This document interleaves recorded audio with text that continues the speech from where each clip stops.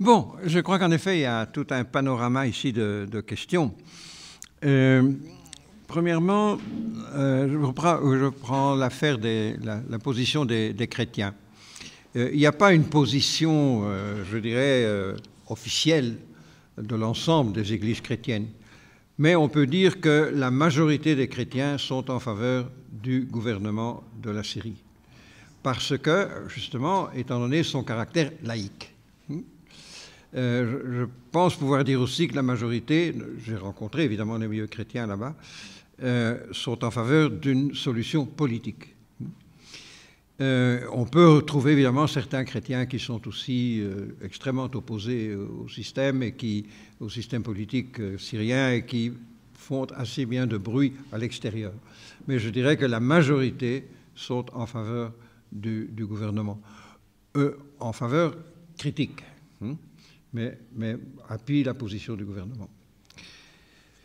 Pour ce qui est aussi, pour continuer le problème de l'opposition à l'intérieur, de l'opposition au gouvernement syrien, à l'extérieur, non, on ne peut pas dégager un véritable leadership. C'est très difficile de dire, il n'y a aucune personnalité qui s'affirme comme telle. Le président de la coordination, par exemple, de l'extérieur, de la coordination où se trouve l'armée syrienne, où se trouvent les frères musulmans, est un homme d'affaires qui a passé 25 ans aux États-Unis et donc qui vient vraiment de l'extérieur, quoi. On ne peut pas dire non plus qu'il exerce un leadership très... Il y a un petit intermezzo musical qui n'était pas prévu, qui est agréable. Toi, tu as perdu ton portable, à ce qui paraît. Donc. Ah oui, c'est vrai. Et moi, j'ai oublié le mien. Donc, nous deux, ça ne peut pas être nous. On n'est pas coupables. Non, mais on ne peut pas l'être pour des raisons techniques. Pas de problème. Excuse-moi. Pas de problème. Voilà. Merci, madame. Donc, on ne peut pas dire que dans l'opposition extérieure armée, il y ait un véritable leadership. Dans l'opposition intérieure, non plus. C'est une poussière de partis. Il y a peut-être 15 partis, dont 7 ont participé aux élections comme alliés du parti Baas. 7 partis, dont les 2 partis communistes. Mais aussi d'autres partis, comme je l'ai dit, qui représentent plutôt la petite bourgeoisie. Ce sont tous des partis... il n'y a aucun véritable parti populaire, parti de gauche, je dirais, ni dans l'opposition interne, ni dans l'opposition extérieure. Il y a là une absence réelle, me semble-t-il. Alors, d'après vous, comment ils vont arriver à trouver une solution C'est-à-dire que je crois que ça doit aller par étapes. La première chose, c'est de mettre fin à la guerre. Alors, si on peut... C'est la première chose. La deuxième chose sera de définir la transition. Quel va être le gouvernement de transition avec des éléments de l'opposition et des éléments du gouvernement.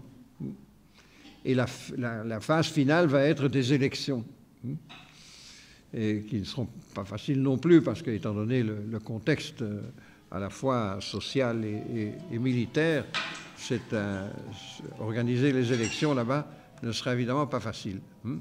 Mais donc ce seront différentes étapes. Il est évident qu'il faudra essayer de reconstruire un mouvement populaire. Mais ça ne se fait pas du jour au lendemain. Donc, dans l'opposition, comme je l'ai dit, il y a donc 7 partis qui font partie qui se sont alliés dans le Front National, dont on a parlé tout à l'heure, et qui, avec le parti Baas, forment la majorité au Parlement.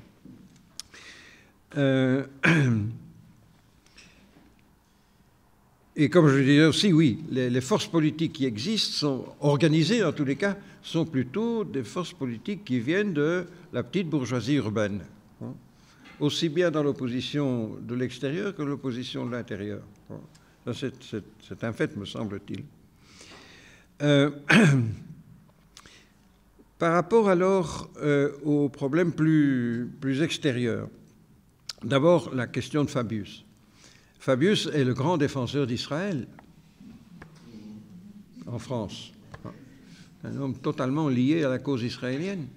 Et donc, sa réaction personnelle, à titre personnel, une réaction qui va dans ce sens-là. Est-ce que ça représente l'ensemble du Parti socialiste français? Je n'en sais rien. Mais il est évident que, quand même, la position de la France, et là, ce que disait Jean à propos de l'Europe, la position de la France, la position de la Grande-Bretagne joue très fort, en opposition à l'Allemagne. L'Allemagne a eu des positions tout à fait positives dans ce cas-ci. Et en fait, je crois qu'en France et en Grande-Bretagne, ils n'ont toujours pas vidé leur maladie coloniale. Regardez ce qui se passe maintenant dans d'autres pays d'Afrique avec la France. Ce sont des politiques néocoloniales et qui sont, je crois, très profondes dans une partie de l'opinion et de la classe politique de la France et de la Grande-Bretagne. Pour ce qui est de la position des États-Unis, je crois qu'en effet, les accords avec l'Iran sont une chose tout à fait positive. Je crois qu'en effet, on ne peut pas séparer cela de ce qui se passe en Syrie. Et que très probablement, l'interprétation que Jean a donnée est probablement la bonne, c'est-à-dire que ces accords-là sont une manière quand même de préparer la voie à une autre solution que la solution militaire en Syrie. C'est évidemment lié avec la nouvelle politique énergétique américaine, c'est-à-dire l'utilisation du schiste, qui va permettre aux États-Unis non seulement d'être autosuffisants, mais même d'exporter de l'énergie, ce qui évidemment va rendre tout le problème de la géopolitique de cette région, va la mettre dans une autre situation. Ils ne sont plus aussi essentiels à la continuation des sources d'énergie à la disposition de l'Occident pour son développement. Et donc, ça joue certainement. Ça va jouer d'ailleurs d'une autre façon sur probablement l'évolution du prix du pétrole. Donc, là, je crois qu'en effet, c'est très probablement lié. Maintenant que la politique américaine n'est pas me semble-t-il, en tous les cas, c'est l'expérience que j'ai en Amérique latine, n'est pas une politique homogène. Il y a différentes tendances à l'intérieur même des États-Unis. Il y a la tendance du Pentagone, il y a la tendance du State Department, il y a la tendance de la CIA, et parfois ça peut s'opposer. Par exemple, dans le cas du Honduras, où j'ai eu l'occasion de participer à une commission des droits de l'homme. Là, il était très net dans une interview que j'ai eue avec l'ambassadeur américain en Honduras. Il apparaissait très clairement qu'il y avait deux positions, la position du département d'État et la position du Pentagone. Le Pentagone appuyait le coup d'État militaire et le département d'État regrettait le coup d'État militaire. Tous les deux pour la même raison, c'est-à-dire pour remettre la droite au pouvoir.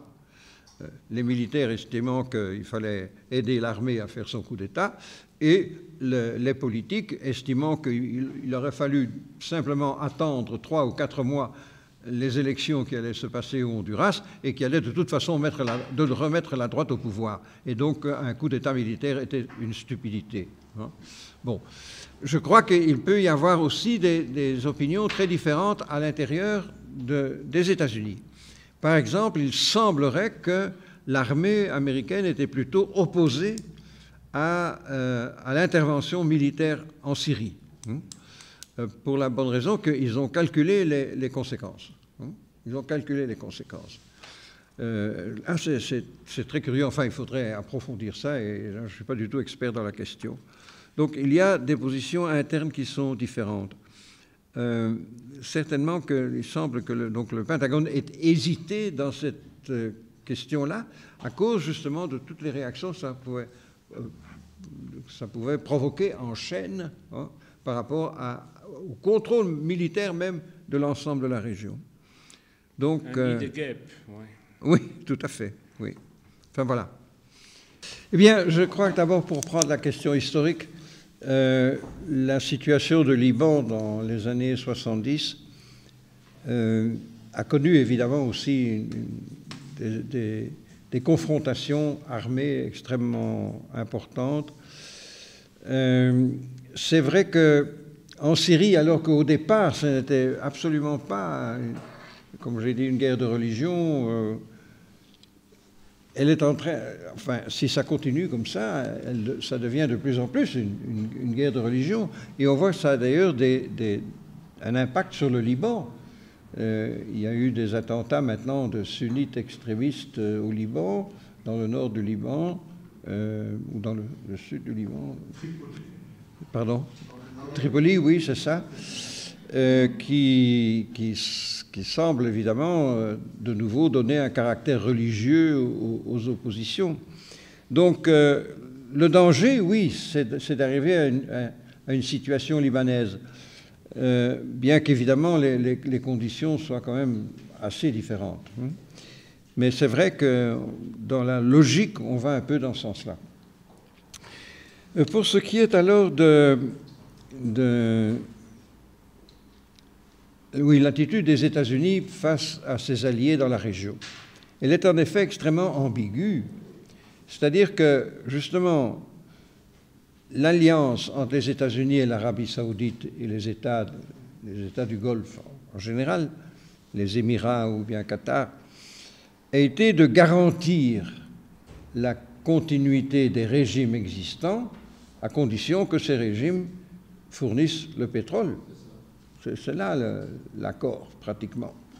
Et c'est pour ça que à la fois ces régimes-là sont pro-américains, parce que ça leur donne une garantie politique, et d'autre part, les États-Unis ont pu assurer leur alimentation en source d'énergie. Comme Jean Feder l'a dit, ça peut être aujourd'hui l'occasion d'un certain changement, pour la bonne raison que les États-Unis sont en train de redevenir autonomes d'un point de vue énergétique. Mais, en même temps, la situation est telle que ces pays continuent à appuyer des mouvements islamistes radicaux qui, finalement, ont été ceux qui ont été à l'origine des attentats contre les États-Unis eux-mêmes. Bien sûr, officiellement, ils condamnent ces agissements et la façon d'agir des mouvements islamistes extrémistes, mais en fait, par exemple, en Syrie, ils les aident directement. Donc, il y a là une contradiction. Et tout le problème va être de savoir dans quelle mesure les États-Unis vont changer éventuellement leur position, étant donné le problème énergétique. En fait, on peut dire que pour Genève II, les États-Unis sont les seuls qui peuvent essayer d'obtenir de l'Arabie saoudite et de Qatar qu'ils cessent leur aide aux éléments les plus extrémistes qui interviennent en Syrie, et ce serait un des facteurs importants pour arriver à une solution politique, parce que la grande majorité des éléments extrémistes ne sont pas syriens, mais viennent de l'extérieur. Et n'existent qu'en fonction de l'aide de Qatar et de l'Arabie saoudite et des autres pays du Golfe. Donc là, on va voir comment les États-Unis vont réagir, mais ce sont les seuls qui pourraient imposer justement à ces pays-là de cesser l'aide extérieure. En même temps,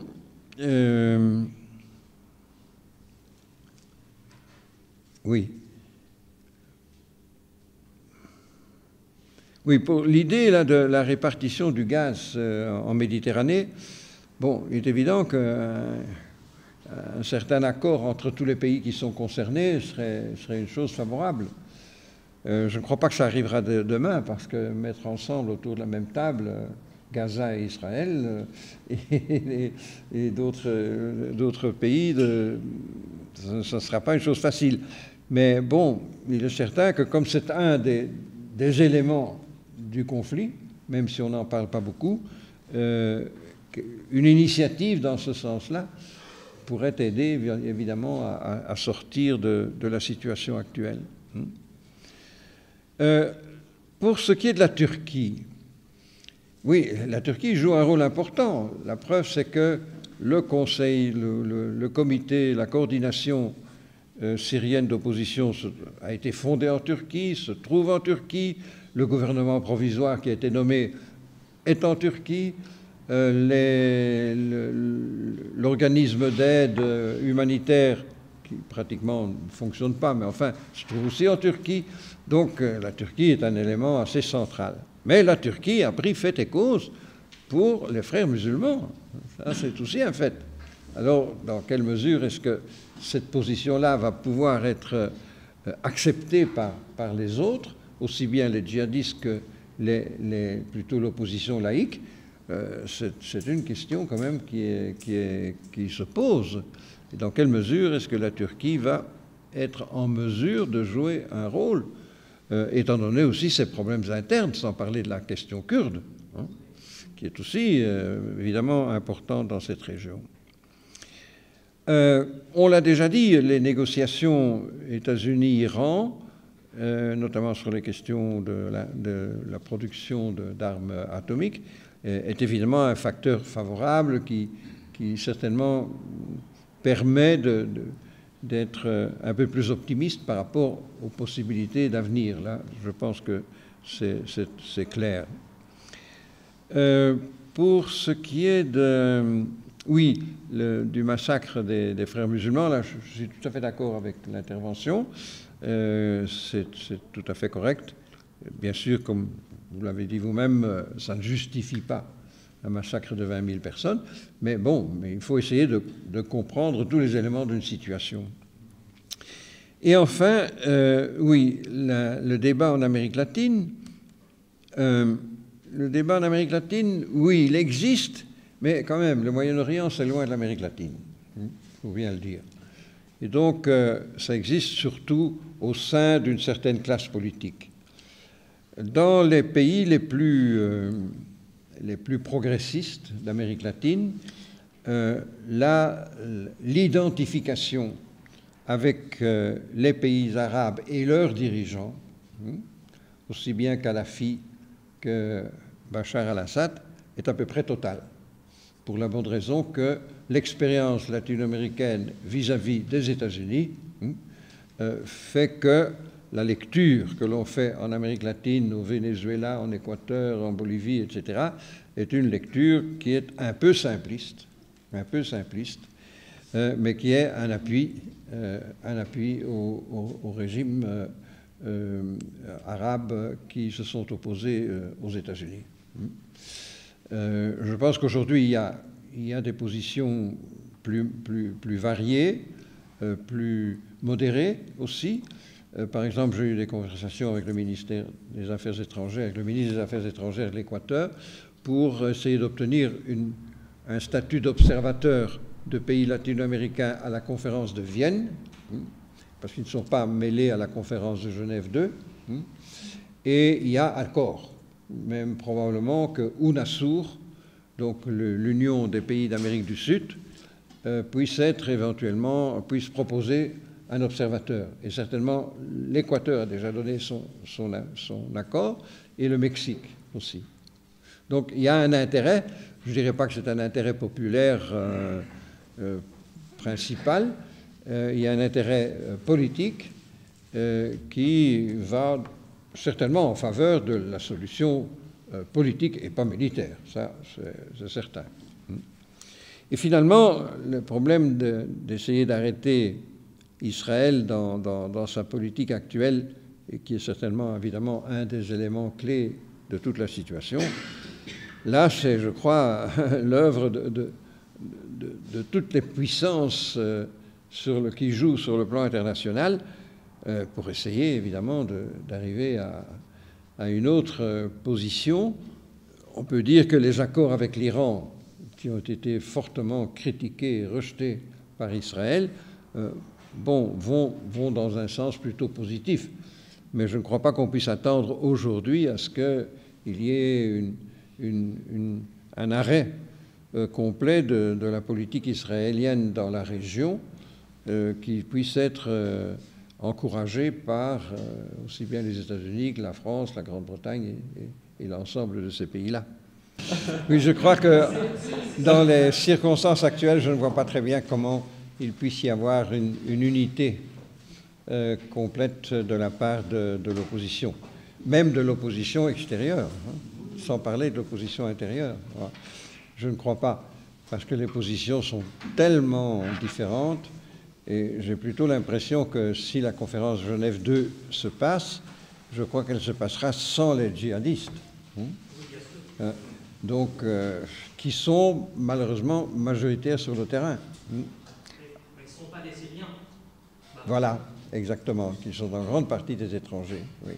C'est pour ça que empêcher, demander à l'Arabie Saoudite et à Qatar de ne plus continuer à financer cette opposition-là, c'est une des clés de la solution.